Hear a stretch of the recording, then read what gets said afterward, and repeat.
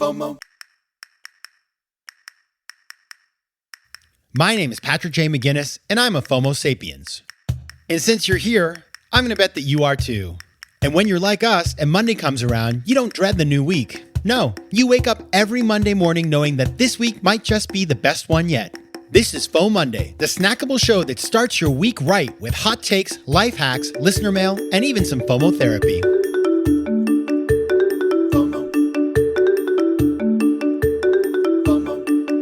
All right, everybody, welcome to FOMOnday, the snackable companion show to FOMO Sapiens. We will be back, of course, on Thursday with a full episode of FOMO Sapiens. But until then, happy FOMOnday, best day of the week. I'm your host, Patrick J. McGinnis, venture capitalist by day, author and podcaster by night, and of course, FOMO Sapiens 24/7. Now, this weekend on Saturday, we have Earth Day coming up. And you know what's so funny, guys? I actually was like, it's April 22nd, and I was thinking, it can't be that close to 420. So it is, apparently. I didn't know that, but it is April 22nd, Saturday. And so in advance of that, I was just thinking about a topic that is important because, you know, we talk about FOMO here. You're not going to have any FOMO if there's no Earth to live on. So living sustainably is the topic this week. We're going to learn about how to live more sustainably. And I have the perfect guest to do that. Her name is Monica Richards, and she is a former farm girl turned eco-friendly interior designer and trained Hollywood TV host who launched her lifestyle brand, Eco Babe, to empower people to live more sustainably with credence that what they do matters. Now, in addition to the EcoBabe blog, YouTube channel, and shop, Monica provides sustainability consultations for homeowners and brands, as well as zero waste and composting workshops for companies and groups across the world. Wow, that is a mouthful, but I got it out. Welcome to FOMOndays, Monica. Thank you so much for having me. I'm so excited.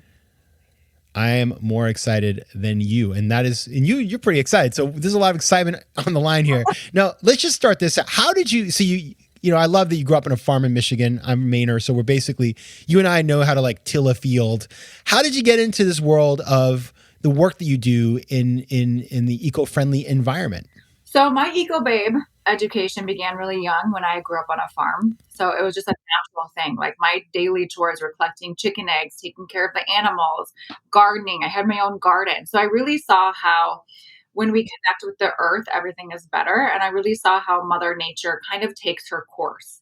I've always been connected. Yeah. So after I went to college, which I graduated in interior design, I worked in interior design in London and then LA for a while.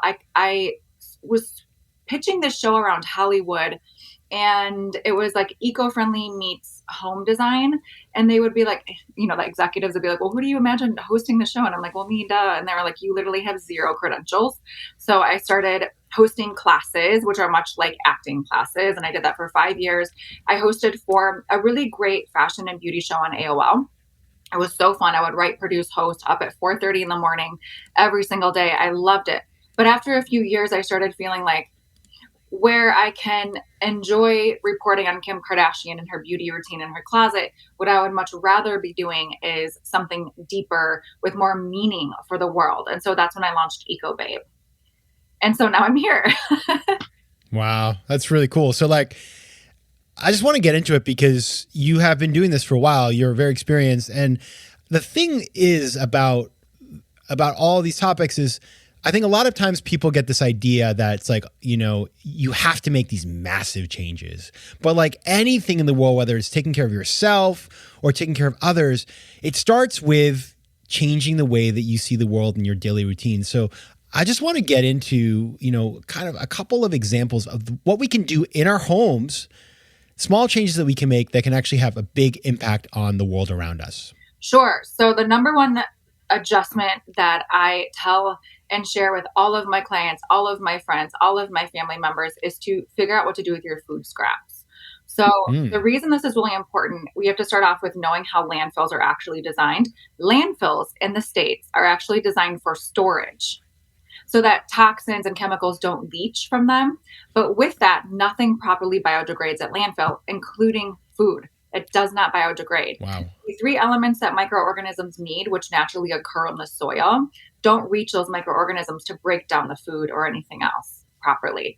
So food actually accounts, we waste 40% of food in America, and food accounts for 21.9% of landfill space. It is the highest ranking material, even over packaging, is food in landfills. And we're running out of landfill space. And while it's improperly kind of biodegrading at landfill, food also releases methane gas, which is more potent than carbon dioxide, which is the greenhouse gas emission we always hear about, right? So figuring out what to do with your food scraps is so important, and it has a huge impact collectively. We're also kind of running out of fertile soil in the States. So figuring out what to do with your food scraps helps with this also.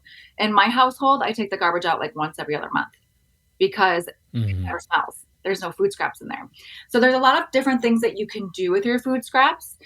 I actually teach a whole composting workshop in and of itself because there's so many different options. But for us city dwellers, there's like in New York, for instance, there's an app called Digi, Digi, and they're all around FIDA. You could actually go on Tribeca, and they look like the regular garbage cans, but it's for your food scraps. So I collect my food scraps, I keep it in the freezer so it never smells, and then I take it in paper bags 2 blocks down and dump them there. There's also always farmers markets in big cities and smaller cities that will usually accept food scraps. There's a website called makesoil. It's either .com or .org, and I can't remember, but makesoil.com or .org. You plug in your zip code. It's a global website, and it partners you with local sites where chickens and pigs love your food scraps. So even those ways, you can really integrate into your community and affect it in a positive way. There's also things you can do with your food scraps, like you can make veggie broth out of them. So you collect them in your freezer, you keep them, you just add water to it, boil it down, and that's like a really great way to reuse those food scraps. And there's a thing called compost tea and compost smoothies, where you're collecting your food scraps, you put them in a mason jar, fill it up half with water, and then you strain it. What's left in it's like this brown liquid that you strain. Your indoor plants love it. It's like a natural, beautiful fertilizer. And then you're left with like this mush, right? Like the food mush. You throw that in a blender with more water, and that's for your outdoor plants, if you're lucky enough to have outdoor plants. There's a lot of different solutions and what to do with food scraps. So that's one of the biggest, most impactful adjustments that you can make. Okay, so I just want to say it's makesoil.org. I just checked while you were talking. And I can't believe this. So we're neighbors in New York City. We've just discovered. And so I am going to do this because I hate throwing things away. By the way, like I discovered the world of, I mean, this is sad because it took me all these years, but freezing food and eating it later. So I'm really good about that kind of stuff. And I use these like glass containers and all the things, but it is so important. And I also recently discovered, just to your point, I was in Argentina recently and I saw at Starbucks that they give away the coffee grounds for people to take home, the used coffee grounds to take home for fertilizer. So like, these are things that we just don't even think about, but all of that makes a ton of sense. Now, I do want to talk about what to do outside of the home, but first, I'm going to take a little break, so we will be back in just one moment. FOMO. FOMO. All right, everybody, we are back with EcoBag, Monica Richards, talking about what we can do to live a better life for the world, because, again, it's not to be trifled with. I'm not so sure that we have to, there's a lot of people that say, like, if we don't change today, we're all going to be dead in 3 years. I'm not sure that's the case, but it doesn't really matter because it's still, you cannot treat the earth like a dump. And we do need to respect earth, and we can do little things. So, Monica, I want to come back to you. What can we do in the wider world? We leave our homes every day, at least, now we do again, thank God. And I imagine there's lots of opportunities to just like make an impact in the world around us. So what do you recommend for that? First of all, climate change is for humans. It's not for the earth. The earth has, although it does affect the earth, but the earth has fair point herself 6 times. Yes. So you're so right. It's for humans. And that's something else I love to remind people of is like, this is for us, so everything that we do really makes a difference for us as well. Outside of the home, I love, and it's so simple, signing petitions. Petitions work.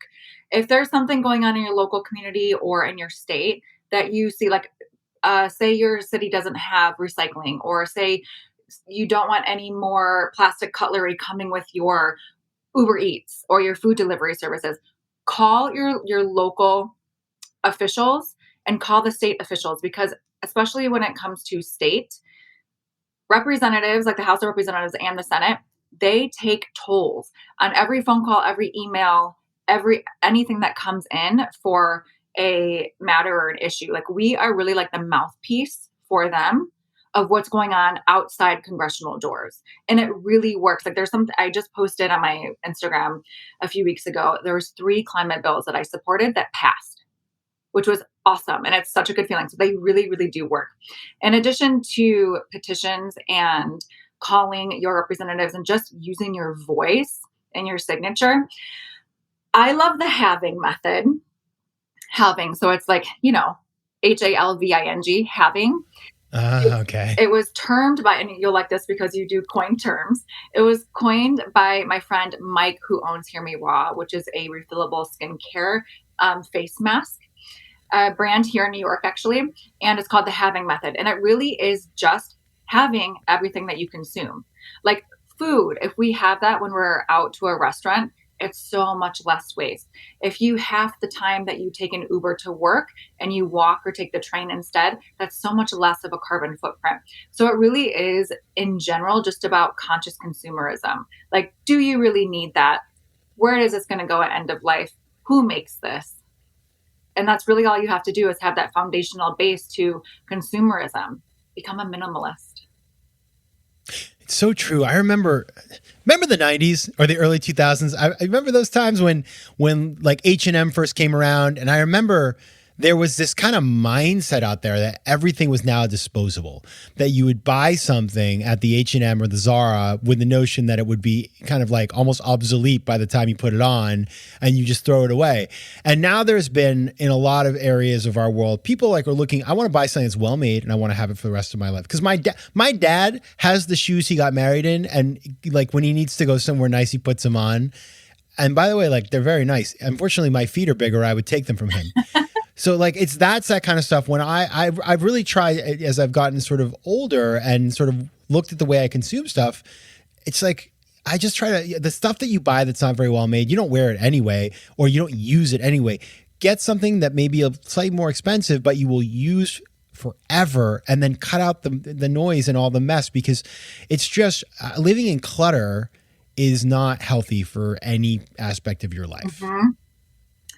There is a movement right now that's really popular. I think it's called clutter something. Like it's hashtag clutter. What was the Barbie one? Oh, you're asking the wrong man for it. But what was it? Cluttercore, and it just kills me that this is a trend, and it's been in magazines, and it's just the opposite of what we really need to be doing as consumers. It kills me. Yeah. But just being a conscious consumer and a minimalist is a really great way to make a huge impact. And you'll see, like, it also saves you money, by the way. Yeah, I want to talk about that actually. It's like you're reading my mind today. So I was thinking about this because I one of the things that I think sometimes people think about, or one of the misconceptions, is that somehow being sustainable costs a lot of money. And I think that's because oftentimes it's positioned as this luxury thing. It's like that, it's sort of like it's a high class thing to do, and it's for wealthy people or whatever, which is so dumb, because we all know that like people who live at the bottom of the pyramid and that have the least money on the world, across the world, are the ones who probably live most sustainably, right? Because they have to make do with less. Correct. So for those of us who are also thinking like, I'd like to have a few more dollars in my pocket to invest in my business or invest in the stock market or whatever, like talk about how this helps us to save money.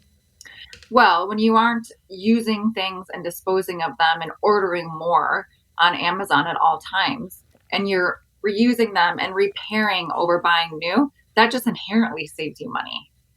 Yeah. There is can I tell you my paper towel example? Yes, please. It is a wild. Love it.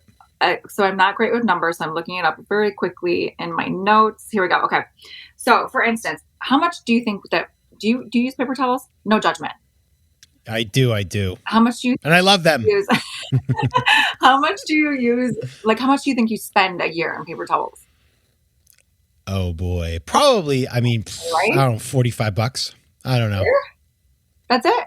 I don't use them because I like, it's not like I'm like wiping up everything. I do use a proper towel, but yeah. Say it's 40, maybe it's $60. I don't know. Okay. Say $60. Okay. Well, okay. So in America with paper towels, we use 13 billion pounds of paper towel each year. only in America. Per person, that's 40 pounds or 80 rolls per year. 80 rolls. How much is a roll? Wow. Like at least a few dollars. Oh, well, it depends. If you go to the CVS on Church Street in Tribeca, it's like $8.95. For one roll? Oh my. Yeah, go check it out. It's shocking. You can save a lot of money by being eco. So, and the paper, like the actual paper towels, the resources we use for these paper towels to manufacture them are 51,000 trees and 60 million gallons of water every single year. So if we reduced usage by just one paper towel sheet a day, we'd save 571,230,000 pounds of paper towel waste in America each year.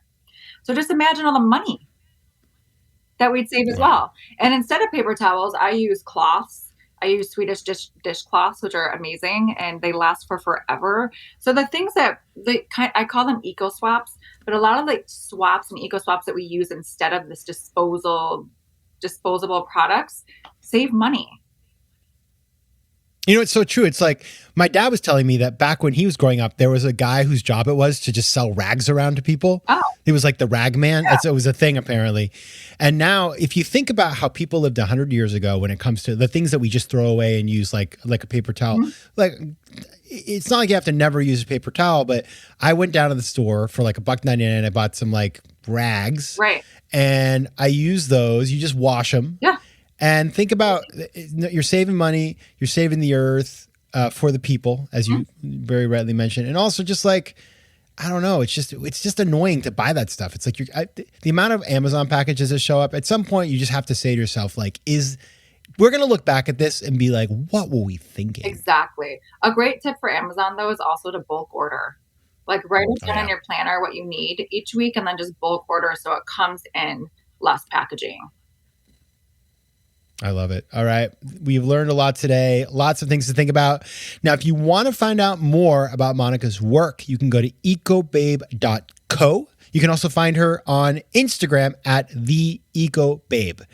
Monica Richards, thanks so much for being here. Thank you very much. Happy Earth Day. Here's to a better Earth. Happy Earth Day. FOMO. If you like today's show, please be sure to rate it and recommend it to your friends. And as always, you can find me on Instagram at Patrick J. McGinnis, on Twitter at PJ McGinnis, and on the web at FOMOsapiens.com or PatrickMcGinnis.com, where you can get all kinds of free resources to live a more decisive and entrepreneurial life. FOMO. Want more FOMO Sapiens and FOMOnday? Head over to FOMOsapiens.com where you can listen to past episodes, learn more about the show, and find out how to advertise. You can also connect with me on Instagram at Patrick J. McGinnis and on Twitter at PJ McGinnis.